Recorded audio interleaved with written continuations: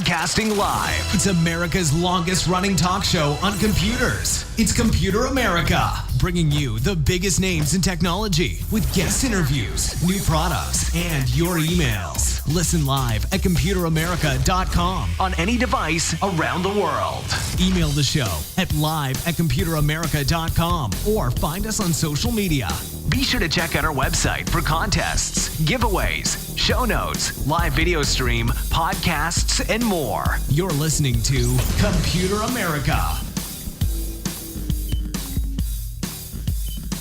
Hello and welcome into the Computer America Show. We are the nation's longest running, nationally syndicated radio talk show on computers and technology. Thank you for joining us. I'm your host, Ben Crossman, and I hope all of you are having a fantastic day because, well, we have a fantastic show for you where we will be talking with the newly dubbed company OnePass. That's Password Manager. OneSpan. There we go. Let's see how many times I make that mistake over the course of this interview.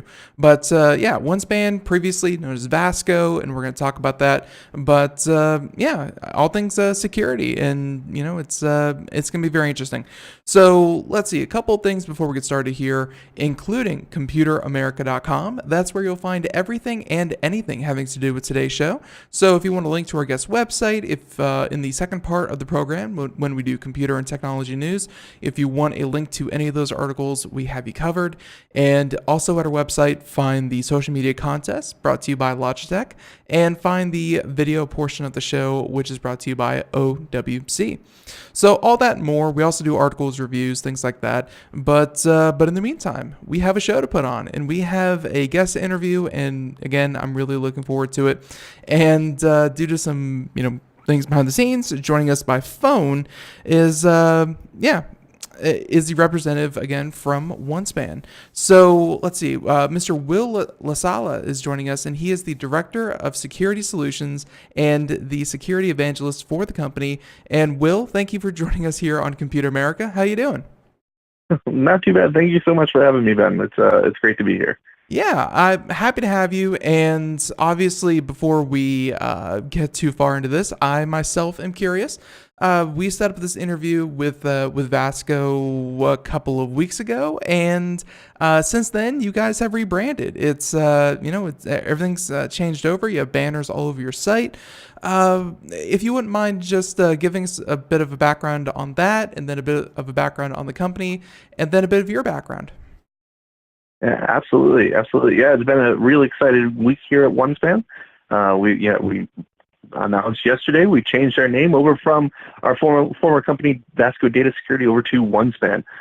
So in doing so, it really brings us the ability to kind of offer new solutions and kind of get those solutions out to our customers and kind of a holistic point of view. So the new OneSpan company, we really stand for creating a single open platform for authentication, mobile security, risk management, and electronic signatures.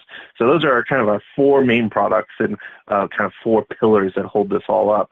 So by putting those all together, we used to have the individual products, but now it's just one solution architecture from us, one offering, and really making it OneSpan.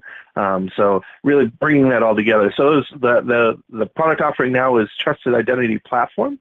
And it's really designed to protect people, devices, and transactions from fraud and from with their customer's customer. So allowing us to get in there, offer a service, and really get solutions for those customers to really ramp up what they're doing in the security realm. So maybe a little bit myself. So being the Director of Security Solutions, so what that really means is kind of bringing the market and all the technologies out there and all the hacks that are out there and bringing them to our customers so that they see what the issues are and really so that they're prepared for those issues. And then also listening to my customers and have them describe what they're facing and what they want and see on the horizon and then bringing that back and making a solution out of it for them. So it's quite a bit of information, but it's how we pull everything together, kind of make this just one view for all of our financial institutions that use us today. Gotcha. And we're going to dive into all of that. And of course, we're going to, get a little bit of clarity Because obviously this is not something that, at least I assume that you aren't selling to, every consumer out there. You seem to work with larger organizations that need very custom, very specialized type of security. But hey, that's it's still very interesting, and of course, a very, very booming industry. I'll be honest. We've heard more and more about, hey, there have been a lot of high profile hacks and compromises of a lot of companies. And I think most companies would prefer not to be in the headlines for the wrong reasons. So, companies such as OneSpan, I'm sure you guys are, getting a lot of interest for, hey, how to do security better and easier. So before we, why don't we go ahead and talk about your customers, kind of who they are, and I think that will give us a better idea of just the kind of hurdles that you're dealing with. Talk about some of the industries that you primarily, kind of deal with. Yeah, sure then. So most of our customers are actually financial institutions. That's kind of our primary customer base. All those big banks out there, everywhere from the largest banks in the world all the way down to your normal credit unions right on the corner. So we kind of cover all of them, and our solutions also cover all of them. But they're not limited to banks. So we have a large number of enterprise security customers and healthcare organizations and government agencies that also use our products. But most predominant customers are financial institutions. I think the solutions themselves is just kind of, as you said, what you're trying to protect for those institutions or where you're trying to do with that is certainly trying to keep themselves out of the headlines. But not just that, it's also to kind of embrace their user. So the user doesn't want to jump through a lot of hoops, I think.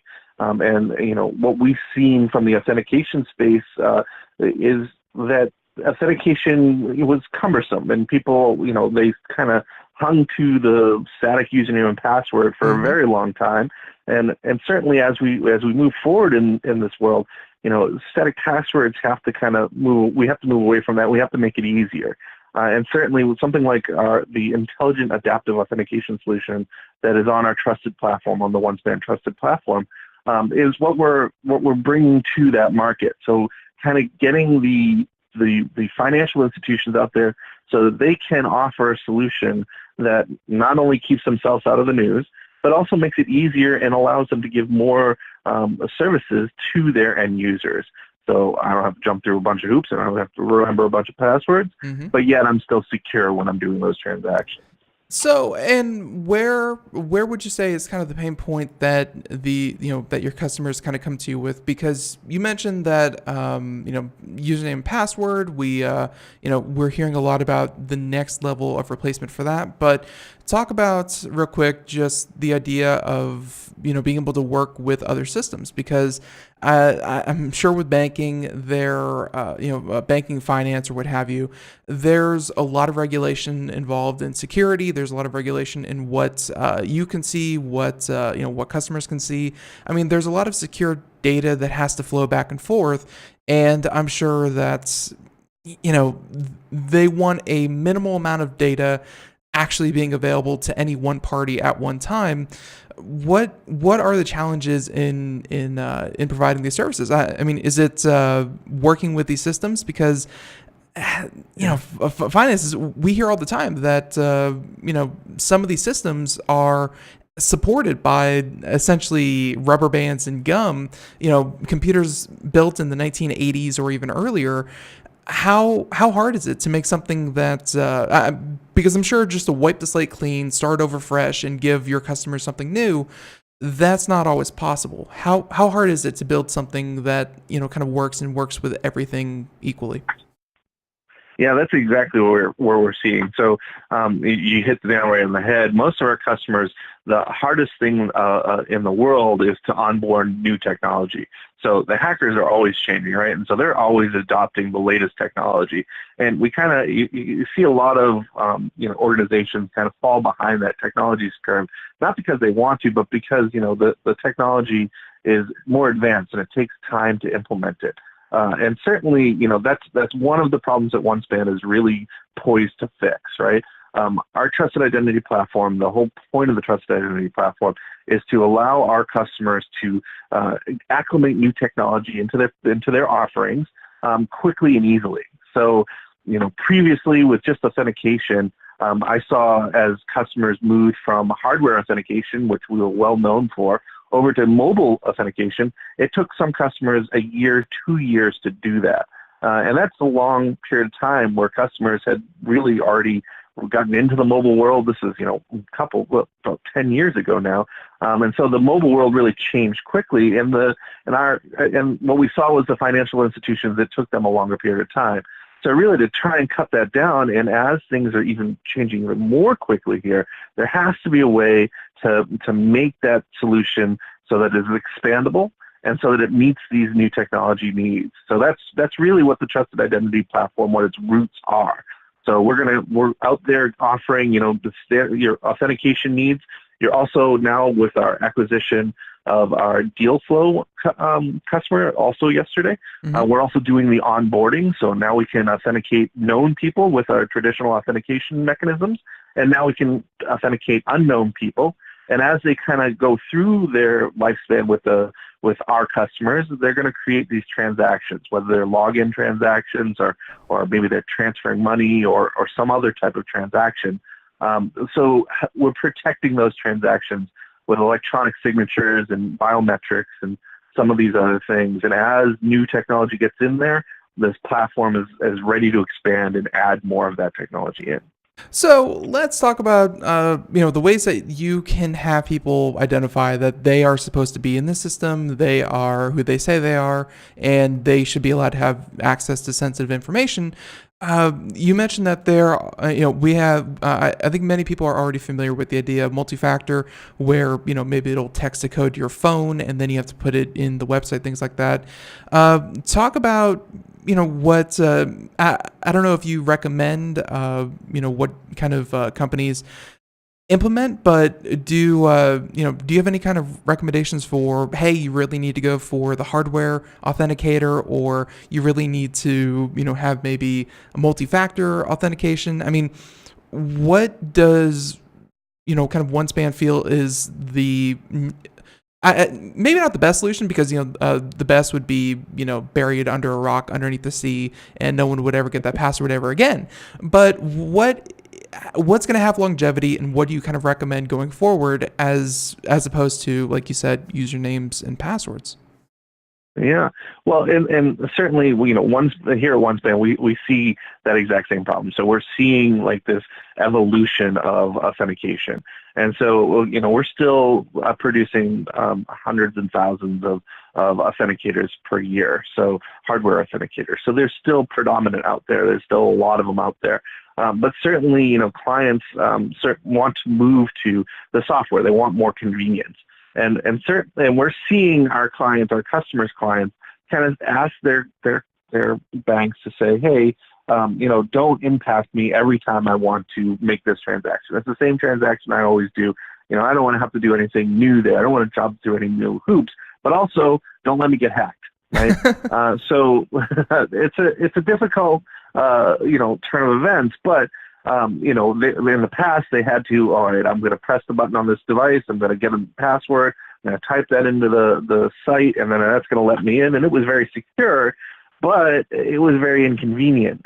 So when we moved into mobile, now it was, okay, let's send an SMS out to the device, and then we saw, all these attacks on SMS, and that wasn't so secure, and people kind of went back to, okay, maybe we should, do additional components there. And from a OneSpan perspective, we see this as kind of gathering all of this information. So understanding what the user is attempting to authenticate with. So are they using a hardware token? Are they using a software token? Where are they? So get the context of the environment that they're in. So, if they're on a mobile phone, what type of mobile phone is it? What's the operating system? What's the geographic location, that kind of stuff. And then let's look at even deeper, the application that you're using. Is it the latest version of that application? Or is it been patched? Does it have any problems with the operating system? Are there key overlays? All of that information, and feed that all back into the system, into the trusted identity platform. and then let trusted identity kind of look at all of that information and make this intelligent authentication decision. So it's as we get more information, we can feed that into this risk score and really allow for non-risky transactions to go without having to enter additional security. But the risky ones, the ones that we're not sure of, we can start stepping up. And certainly we're seeing more and more clients adopting different types of biometrics, fingerprint being predominant one, but facial is right there with it. And then after that, we see voice and a few of the other ones. And even behavior biometrics, so how you hold your phone, how you tap on your screen, the way you swipe, all of those type of information.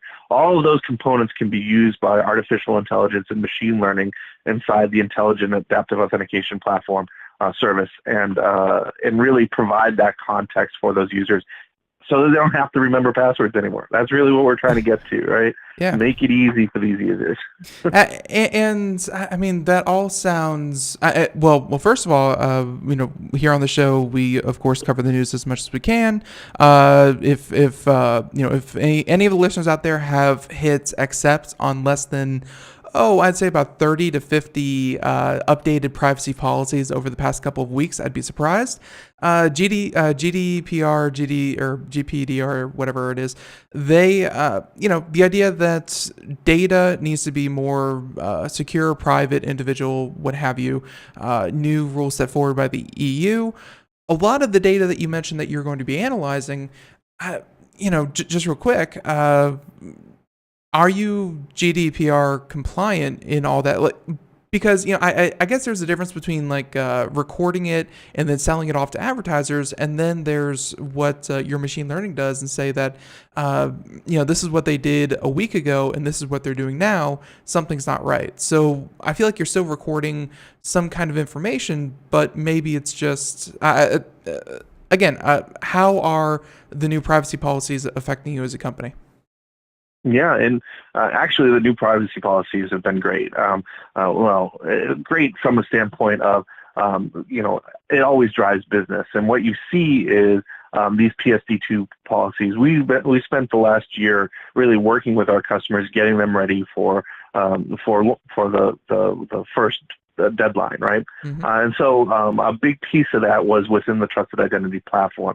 So as customers came on board, they could meet their PSD2 and GDPR requirements. And a lot of that, yes, of course, it's about scrubbing that data. It's about making certain that you're still making the intelligent decisions with scrubbed data. And although it sounds more difficult, what OneSpan is able to do is kind of make that more simplistic for our clients. So really allowing us not to necessarily collect data on users, but be able to provide that data in a kind of a transactionary methodology where you're looking at the data during the transaction and then not storing it anywhere or having it, but still taking kind of a fingerprint kind of approach where it's more anonymized and you don't have all of the specific end user. It's just if something happens or if there's a fraudster out there, you still want to be able to profile what that fraud is and prevent it from other customers. I think consumers see that too. So as PSD2 kind of gets more momentum, and maybe it'll come over here in North America eventually, mm-hmm. As it does, though, I think our clients are going to be ready for that. They're already well ahead of the curve as they looked at Europe and Asia Pacific. Right. Very, very well answered. And just to also be clear, we've mentioned the trusted identity platform a couple of times. And just so I have it straight in my head, this, the platform that you're talking about, that's all of the technology that we've been talking about, all in, kind of one way to monitor, who accesses what information, who where they come from, how they, how your system identifies them. Even though you may get people on board saying, hey, your company should use Trust Identity Platform, that product, that product is the one that you're going to be developing into the future with this new technology that you're talking about, correct? It's not just like a one-off thing. Yeah, no, trusted identity. The trusted identity platform is where all of our new technology is being added. What we're doing from there is we're making solution offerings from the trusted identity platform. Okay. So the platform itself is kind of this open architecture, API-based platform with a bunch of microservices. And then what we do from there is we package up those microservices and we offer solutions. So the first solution that we're taking out the door is this intelligent adaptive authentication. And intelligent adaptive authentication is everything that I've kind of been talking about so far, the ability to grab contextual information, provide that to machine learning, artificial intelligence at the back end, get a risk number that is then provided back to the client, and then allow the client to dynamically and in real time step up or down their authentication needs. So, being able to protect that. But certainly we see other solutions from the Trusted Identity Platform coming very quickly. So one of those solutions being onboarding. A lot of our customers, so with intelligent adaptive authentication, you're looking at authenticating a known user. So the user has onboarded some way and they're not, that you've already trusted them and within your environment. Mm-hmm. But reality is that the next kind of step in that is how do you get an unknown user into your platform and build that trust?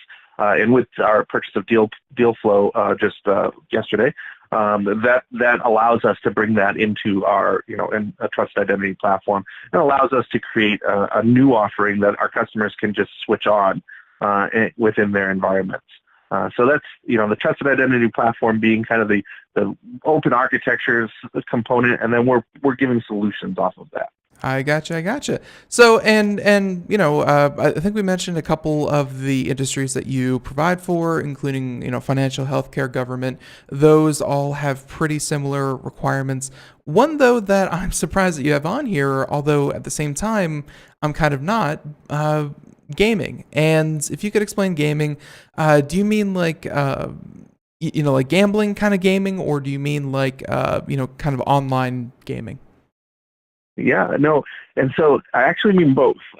So in our previous, namesake, we provided hardware tokens for just about every large game out there. So I think if you played some of the bigger MMOs out there, you probably had one of our authentication devices. You flip it over and you can see the Vasco logo on the back. So we were never on the front. Now today in OneSpan, we're allowing we're reaching out to all of those types of gaming. So we certainly see this real need for it in online gambling. There's certainly, there's real money there. There's real money to be protected. But even in the mobile gaming space, we see kind of this situation where the accounts that you're logging into still have some monetary value. The gaming industry itself is trying to take it upon itself to fix some of that, but they still have large losses, and they're not able to recoup on, all of the transactions that they're making. So being able to protect those transactions is a big need for, especially mobile gaming, but we see it for desktop gaming and for all the other gaming out there too. And it is still a big market for that. I gotcha. No, and I actually, now that you mentioned, I think I did have a Blizzard authenticator from Vasco. So yeah, I mean I know exactly what you're talking about, and it was just kind of interesting that kind of rolled into the whole thing. But all right, so there's that.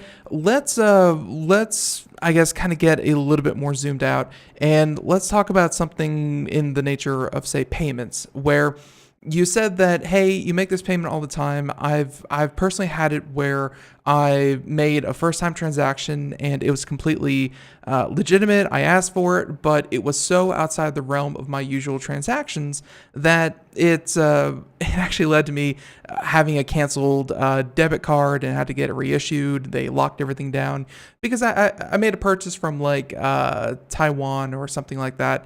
And obviously I live here in the United States. So, hey, it raised so many red flags. That is kind of the antithesis to what I'm sure a lot of your customers want, where they want to make these transactions. They want to do it all over the world. But if things, if things start to get canceled and they have to jump through hoop after hoop, it's not exactly convenient enough to, I guess, kind of have it around in some cases. Talk about, kind of how sometimes out of the ordinary things can happen. How you approach those? Is it, Yeah. lock everything Well, down and then unlock it? Yeah, go ahead. yeah, I mean, I would say that, you're absolutely right. I think everybody kind of has experienced that in the past. I think most of that had to do with the fact that, a lot of those fraud systems were still evolving. So they weren't really sure, where to trigger on. And so they were using data from millions of people that allowed them to kind of pinpoint things that looked fishy. Now, a lot of the time, that also meant that essentially, it had to be flagged, and then it had to be queued, and then a fraud analyst would come in, and they'd go into that system or go into that transaction. They'd look at all the data, and then, a couple days down the road, you might have information on why that transaction was held up or canceled. Mm-hmm. So it was never in real time. Today, there's a lot more information out there, right? There's a lot more data points that we can collect on, a lot more things that we can use to kind of tie everything back to if this is a good transaction or not. And then we can add in artificial intelligence and machine learning and really start to do this all in real time. And I think that's what all users really want is that ability to do these transactions that maybe they have not been able to do before. But the banks really want to make certain that their risk profile is as low as possible. With all this machine learning and artificial intelligence, when we're looking at that data, all of those new pieces of data, it gives us a better view of actually what's happening. So let's take some of the examples and say, okay, Sure. Trying to pay a large amount, never paid it before. I'm buying something from Taiwan, but I happen to be at home. There's nothing wrong with my phone. My phone isn't jailbroken. It isn't rooted. I don't have any malware on it. I've done hundreds of transactions from the same application. There's nothing wrong with my application. And although I may not have may not have bought from this vendor before, I can ask for some biometrics to prove that, in fact, I'm sitting there and I'm making the transaction. So I can maybe do a facial or fingerprint. And then beyond that, I can say, okay, let's verify some of the identity information that's behind the scenes, like the IP address and the transactional data behind it, and make certain all of that's good. So all of this data really gives us a better view and hopefully stops these type of the false positives, right? Right. We just want to be able to do our transactions. We want to be able to do it easier, but we also want to be more secure. And I think that's what all of our consumers want. And now it's up to technologies such as OneSpan to kind of really go in there and make that happen for users. And I think that's what we're seeing happen throughout that. Right. So no, and I'll be honest with you, we have like 2 more minutes left in this segment, so I'm going to ask you ahead of time. Would you mind spilling over into the next half hour to wrap up this interview? No, not at all. I love the conversation. Perfect. So yeah, but since we have these 2 minutes, I wanted you to get started on kind of one of our last questions here, and it's the idea that I've been warned by other security professionals that if anyone offers you a security solution that promises, guarantees 100% never fail proof, you will never get hacked again, they're selling snake oil. So I'm assuming that, regardless of what OneSpan's able to do, there's still, the possibility of, let's say, an inside actor or someone is careless with their credentials or so on and so forth. Let's say someone, clicks an email link, what have you. Something happens. Do you have any plan for that, or do you simply handle, setting up the perimeter? Do you have any kind of reactive solutions? Yeah, no, and that's a great question. I mean, it's always about building the better mousetrap, and then having a smarter mouse out there that's going to figure out a way to get it anyways. And I think being a security professional myself, I can't sit here and say that hey, you're going to stop all you're never going to have fraud ever again. The reality of it is that every time we solve a solution and we roll it out to the largest banks out there, the largest customers out there, it stops and it reduces the fraud losses on those customers. But in reality, not every customer moves at the same speed. So what we see is kind of, the trickle-down effect. So the attackers start going after the lowest hanging fruit, which are the people that haven't patched. So that whole problem really starts to, is something that needs to be solved, and something that we're solving with the Trusted Identity platform. So we want to be able to provide the same solution for the big customers that are solving those big problems. Yeah, and just real quick, Will, music's playing in the background. Everyone, we'll be right back. More OneSpan, more Computer America right after this. Everyone, stay tuned. Greece is cheap. But the airfare costs a fortune. Paris? Not much closer, and again, airfare... What about Puerto Vallarta? Let's face it, flying anywhere is just too expensive. Wait, what's this? Low-cost airlines. With one call to low-cost airlines, you'll drastically slash your travel costs. We're talking insanely low airline prices to any of your favorite destinations. Where would you like to go? London, Rome, Costa Rica, Australia? Wow, that's cheap. So why wait? Call now to learn how crazy cheap it is to fly anywhere in the U.S. or international. Our prices are so low, we can't publish them. The only way to get them is to call to instantly hear the most amazing best deals on airline travel. It's that easy. So call now and start packing. 800-215-4461. 800-215-4461. 800-215-4461. That's 800-215-4461. We are all Brother Wolf. 10 years ago, a group of locals banded together to create positive change. We took animals into our homes, held adoption events at local retailers, and talked to the community about our mission to help build a no-kill Asheville. A decade later, we have achieved so many victories for animals in need. There's been so much progress, yet there's still so much to do. As part of our year-long celebration, we encourage you to become a member of our special Compassionate Circle program. With a monthly donation of $10 or more, you will have behind-the-scenes access to the work we are doing at Brother Wolf. Our goal is to reach 1,000 members because we receive no government funding. Working together, we can help build and sustain no-kill communities. Learn more at compassionatecircle.bwar.org. We are a 501c3 tax-deductible organization.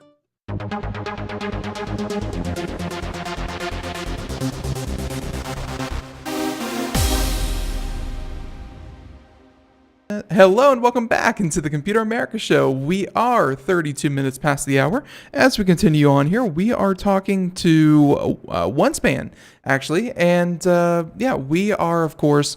Let's see. Let's put everything back. So yeah, we're talking all things security, and just before the break, if you missed any of it. Oh, and by the way, feel free to go check out the podcast version of the show, which is simply today's live show, rebroadcast anywhere you want to find podcasts. So Google Play, iTunes, iHeartRadio, so on and so forth. We got you covered.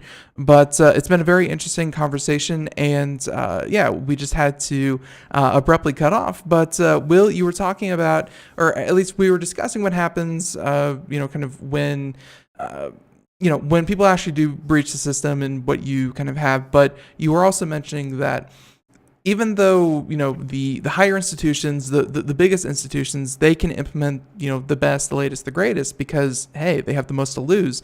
You say that even though, they implement the best, that does have an effect as you go further and further down that, improved security does happen eventually, and it's something, I guess, to really take note of.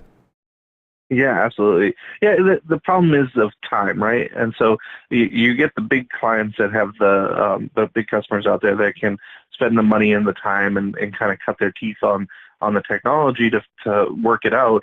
But the little clients are, kind of they're left holding the wind, and really the issue is that it doesn't need to be that way. Certainly the solutions themselves, once they're in place, they're going to stop that attack. And so that's really the idea with Trusted Identity, the Trusted Identity platform, allowing us to kind of adapt a new technology, put it in place for all of our clients. Never mind if they're large or small, everybody can start to take use of that immediately and very quickly. So allowing them to kind of adapt for that. So I think your original question was kind of more on the, how those attacks it takes them so long and where they're kind of, if the latest and greatest can stop all attacks out there. Mm-hmm. And my answer really there is that you can't really just sit back and wait for the next attack. Technology changes so quickly that you have to be able to kind of integrate and to use that technology just as quickly. And it just takes too long today, up until, the release of this product, hopefully, that, what I saw in the past, in the 15 years that I've been doing this, 6 months, a year, maybe even 2 years to implement a security solution. And all that time, you've got attackers kind of beating on the door, really trying to get in and trying to, exploit everything. So they've already got their exploits ready. They're well ahead of you on the curve. So as you're spending the year or so trying to integrate and get that latest technology up, you're wide open and really under attack from all these things. So that has to be cut down. And that's really what the Trusted Identity Platform is really designed to do. Cut down those hurdles, really make it super easy for clients to integrate and to add security, whether it's on just the authentication side or the transaction side or, any of their mobile applications, whether it's, a financial or any type of application, we can really start to integrate those and make that more secure. See, but that's the thing that kills me, and I guess it's great that Vasco, or formerly Vasco, OneSpan is kind of doing, is that by creating this, this kind of infrastructure that you can add to change, and that's going to be great because a lot of these hacks that we've seen, name some of the largest ones out there over the past couple of years. A lot of them have happened simply because of failure to update, upgrade, patch, things like that. And, let's take the National Health Services over in Europe.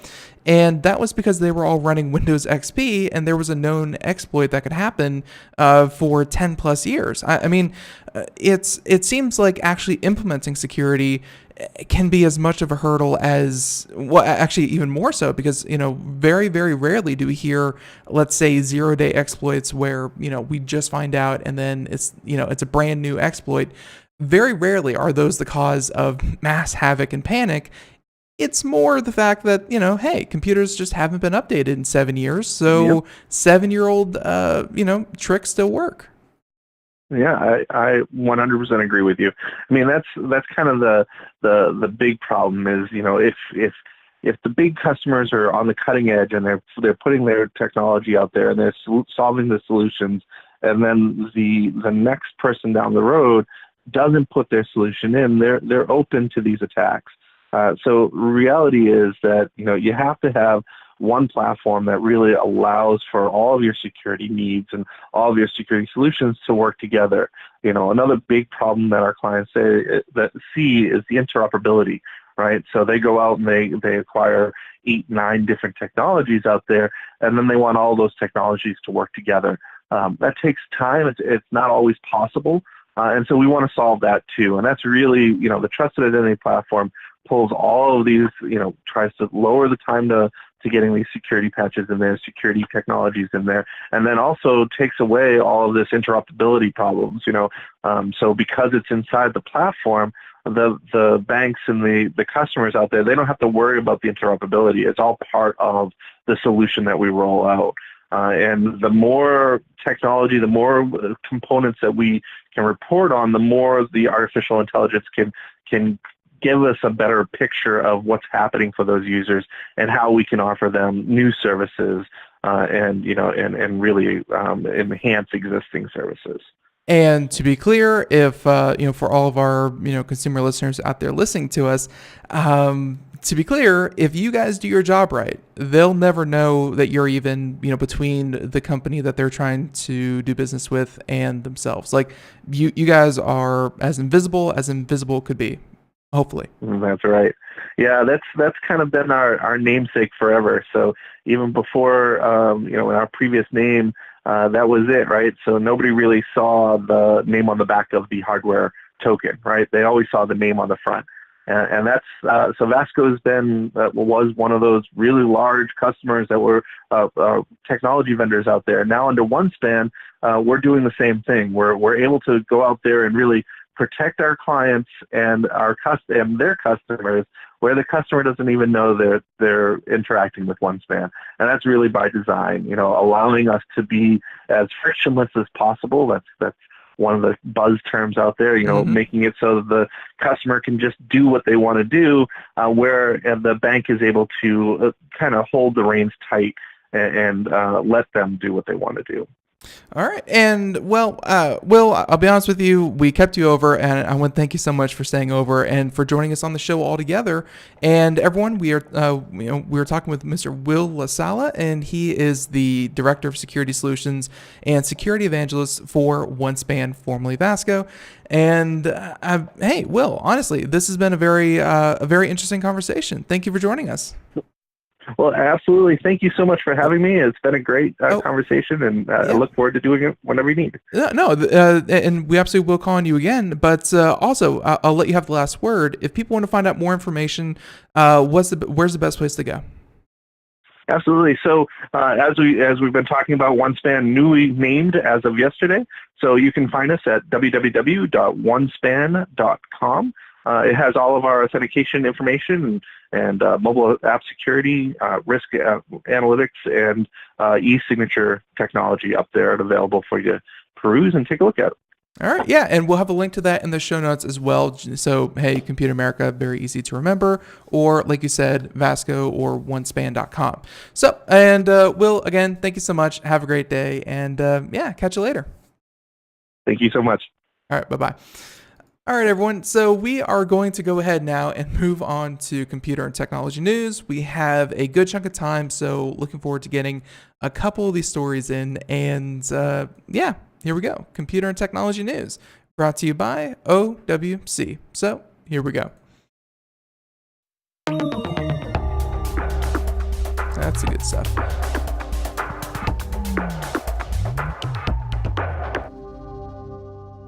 All right, so the first thing we're going to do, and it's not technically a news story. Well, I mean, it kind of is, but you'll see it everywhere here in the next couple of days, and then you'll see it everywhere again on June 11th.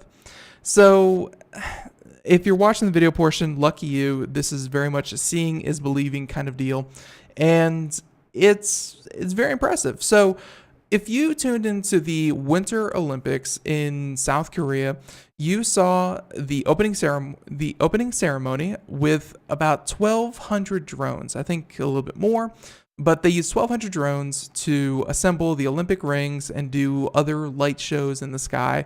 And, it was very cool. Well, the same technology, the same vendor, I believe this was from Intel, created the Time magazine logo, and you can kind of see the picture of it there. It's it's very, very cool.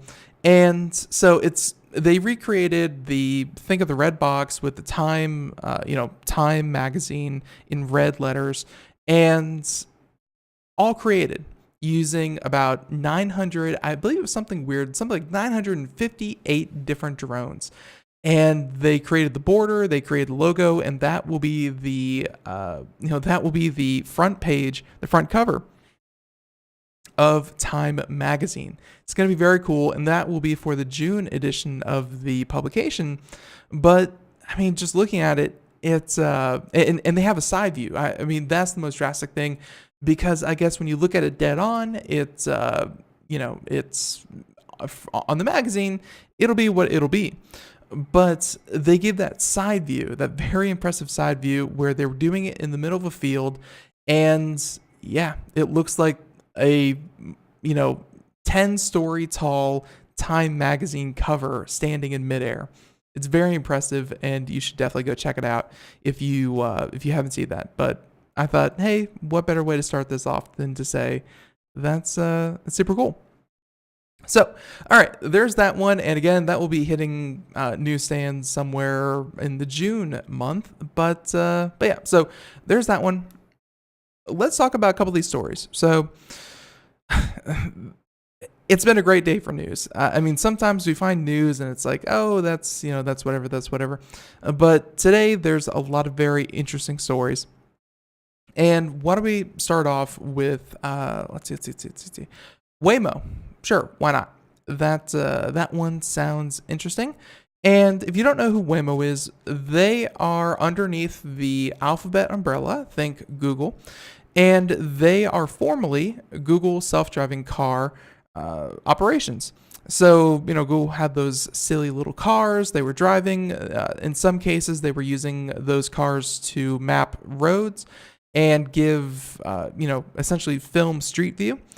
And yeah, they are an industry leader. We talk about self-driving cars all the time, and Waymo's expertise really cannot be understated. They've driven the most miles. They have really been in a lot less accidents than some of their competitors. And Waymo is really a company to really sit up and take notice of.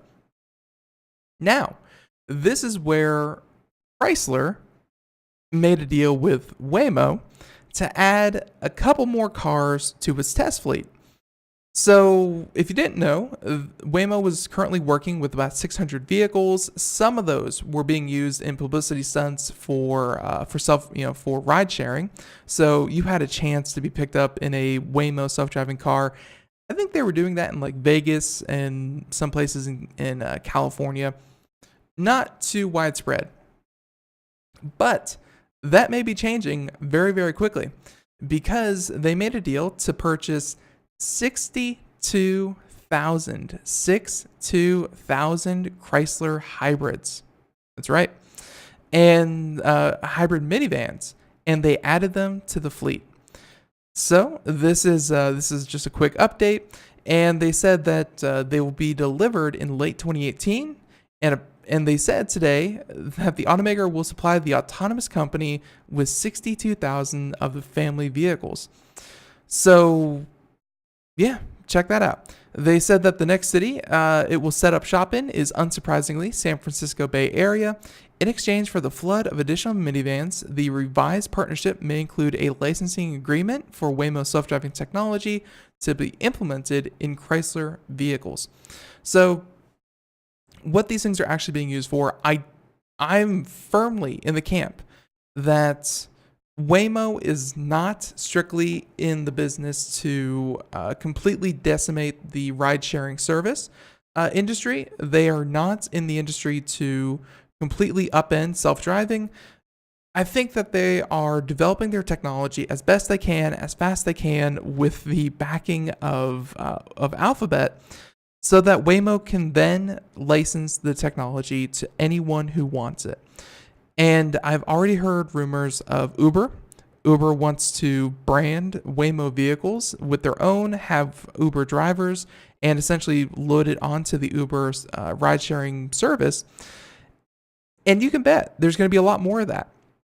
There's going to be a lot more of Waymo or any other of these self-driving vehicles essentially being branded by to the highest bidder. And hey, this is how self-driving cars are going to first start making their way into your lives. You're probably not going to buy one, but hey, the next best thing, you might have access to one whenever you want it. And hey, that's a pretty cool deal. So there you have it. Waymo will add 62,000 Chrysler hybrid minivans to its fleet. That's a big deal. So obviously it's not coming to all over the country, but if we're talking baby steps for what we've had up until this point, this is a big boy step. So very, very cool to see. All right, there's Waymo. Let's talk. All right. I like the story just for the absurdity of the headline. So if you didn't know, sometimes here on the program, we like to talk business and we like to talk mergers, because if a merger is high profile enough, it will certainly affect you. I mean, we certainly covered the, I believe it was the Time Warner and AT&T merger, or Time Warner and Comcast. It was one of those. And then now we have other talks, such as Fox heading over to Disney, or one of these other mega conglomerates. Anyways, these mergers, sometimes they get so ridiculous, I don't think they really know what's coming out of their mouths. And one of the biggest mergers that's been on the table for a while now, and it's a question of will it be allowed to go through, is this one. So this is coming to us from Ars Technica, saying that Sprint says merger with fiercest rival. So Sprint and T-Mobile want to merge. So Sprint and T-Mobile will create robust competition.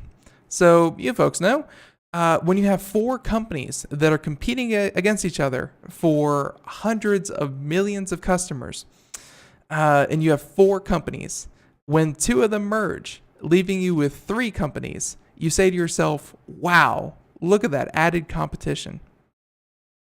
No, not really. Yeah. So here we go. Saying that Sprint executive chairman tweeted this morning that Sprint would build one of the best networks in the world, even if it wasn't allowed to merge with the rival T-Mobile USA. And they said that and they cite the Kansas City Business Journal, where they are building out the Kansas City network, and it will be one of the best in the world. So here we go. They said that, so why does Sprint need to merge with T-Mobile? That's the question, because, hey, if they're already building the best networks in the world, why do they say they need to merge with another major competitor to provide the best network in the world? And in another tweet that could be read as contradicting itself, the CEO wrote, "We announced a mega merger with our fiercest rival T-Mobile to create robust competition in the 5G era." So again, two become one in a market of four. So yeah, there you go. Competition. Let's see. Claire deleted the original version of the merger or no merger tweet, but Google's cache quickly saved a copy, and we wondered why Claire deleted the tweet. So they asked him on Twitter, and yeah, they said that after the story was published that he deleted and reposted the tweet because he needed to add the link to the site explaining the merger.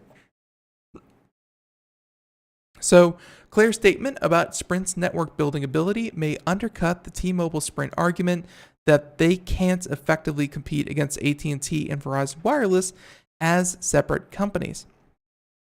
That's the heart of it, where if T-Mobile and Sprint were to remain separate, they contend that they cannot compete with the much bigger entities that are that are AT&T and Verizon. Whether or not that's true, but Sprint announced the best profitability in company history thanks to growth in its customer base just days after announcing the merger plan. And he touted the best ever results in another tweet. And I think we're going to kind of wrap up the article there. But yeah, it was just absurd that they go out and spread the idea that by going from 4 major carriers to 3 major carriers, it's going to be improvement for everyone because of increased competition. It seemed so preposterous, and yet that's the line they're pushing. All right, so a couple of these articles we're not going to get to, and we're going to get to them at another point in the program. But here's one I really did want to cover because, hey, it's hard numbers.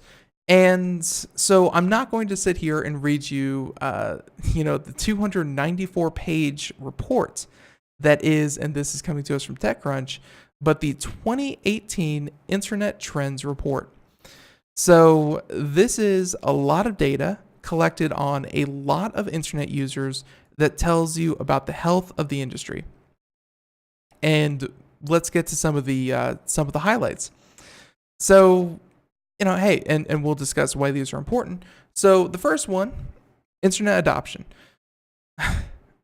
In the United States, it's pretty much granted that aside from some locations, everyone has internet. All 350 some odd million Americans have internet to some extent, be that through their phones or be that through dial-up or broadband, what have you. Internet is available if you really want it. But this is talking about the world at large.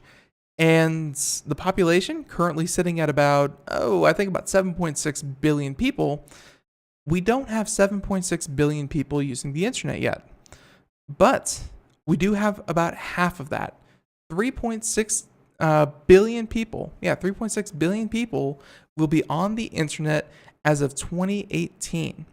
And that's thanks in large part to cheaper Android phones and Wi-Fi becoming more available, though individual services will have a tougher time adding new users as the web hits saturation. So if you thought the internet was a wild place before, imagine all the content that's been created with about 1 billion internet users over the past couple of years. Now triple that or quadruple that. That's what's going to happen in the next couple of years, or even as of this year. There's going to be a lot more content for you to, there'll be more content than you will ever consume, and more people to consume that content than ever before. The internet is, it's going to see some major changes. So let's see. Mobile usage, don't really care about that one, but the gist of it is that mobile usage is up as far as internet usage.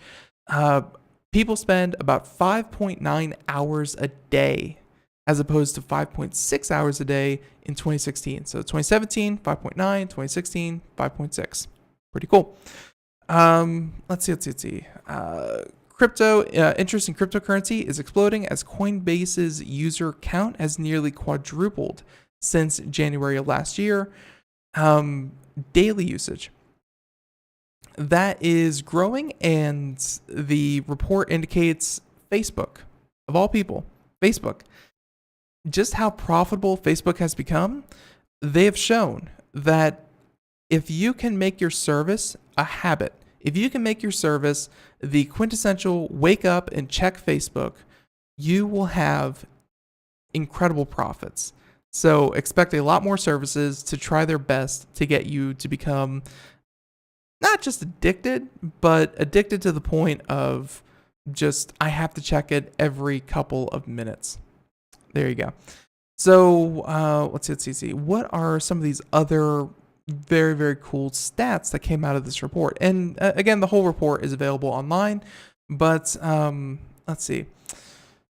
E-commerce growth quickens as now 13% of all retail purchases happen online, and parcel shipments are rising swiftly, signaling big opportunities for new shopping apps. So e-commerce is now 13% of all retail purchases.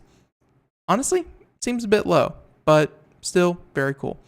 Let's see. Amazon. More people start product searches on Amazon than search engines now, but Jeff Bezos still relies on other services like Facebook and YouTube to inspire people to want things. So, yeah, Amazon is now more popular than search engines when it comes to, hey, do I want this product? Yes or no? Let's see. Yeah, I mean, there's a lot of cool tidbits in here, and this kind of data will be used in the near and far future to, kind of identify where there's going to be new investment opportunities, where we need to focus, and things like that. Let's see. All right, how about this one? China, Alibaba is expanding beyond China with strong gross merchandise volume, and though Amazon still rules in revenue. So Alibaba, it's it's coming for you. Let's see. All right, immigration. It is critical to a strong economy, as 56% of top U.S. companies were founded by a first or second generation immigrant. So this is, obviously this is a lot of detail going into a lot of facets of business trends and internet. Folks, you just got, hey, if this interests you, it certainly interests me. Check it out. Again, maybe not the whole 294-page report, but the highlights are pretty darn cool. So, hey everyone, in the meantime, we are just about going to wrap up today's show. That's what the music means, and we want again to thank our formerly Vasco, now OneSpan guest for joining us here on the program. And if you missed any part of today's show, feel free to check out the podcast version, which is simply today's show in its entirety, rebroadcast and available on your phone wherever you may be or wherever you go. Again, thank you so much for tuning in. Be sure to check us out tomorrow, 4 p.m. to 5 p.m. Eastern, Monday through Friday. And hey, again, it's gonna be a lot of fun. Tomorrow should be Friday, and so we will be having a social media contest winner. And also tomorrow's show, really looking forward to it. You may also have heard of them. IEEE, the Computer Society will be joining us to talk all about, well, computers. Folks, until next time, have a great day. Thank you so much. Bye-bye.